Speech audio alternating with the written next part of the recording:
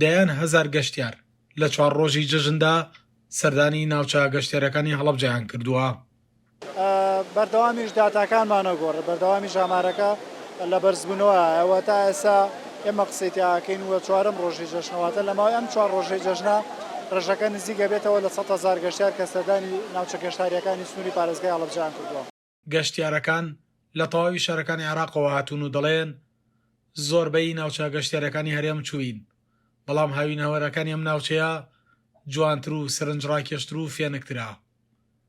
طبعا أنا بالنسبة لي يعني إحنا دائما نجي بەنسبەت منەوە ئێمە هەمیشە دین بۆ ئەحمەد ئاوا، هەموو ساڵێک دین بۆ ئەحمەد ئاوا، خۆشترین تافگەیە لە عێراقدا. دوای ئەویش دەڵێن گەلی عەلیبەگ و بێخاڵ، بەڵام ئێرە کەشێکی جیاوازی هەیە، هەم شەوی هەم ڕۆژی. ليل وصبح كله يختلف عن باقي الشلالات. أنا أحلى كلش حلوة والله أحمد آوا هي أحلى المصايف. زۆر خۆشە. ئەحمەد ئاوا ئەو هاوینە هەوارەیە کە خەڵک حەزی لێ دەکات. هاوینە هەوارەکانی تریش زۆرن، بێخاڵ شەقلاوە، بەس ئەحمەد ئاوا خۆشترین تافگەی هەیە. هي أحلى الشلالات اللي موجودة. احنا جيتنا من بغداد على خطار جايين من قرايبنا كركوك. ئێمە لە بەغدادەوە هاتوین، سەردانی هاوینە هەواری ئەحمەد ئاوامان کرد، کەشێکی خۆشی هەیە لە جەژندا. حلو الأجواء بالعيد، حلو العراق والأجواء بالعيد. هاتنی نزیکەی 100,000 گەشتیار بۆ ناوچە گەشتیارەکانی هەڵەبجە کاریگەری ئابووری خۆی هەبووە.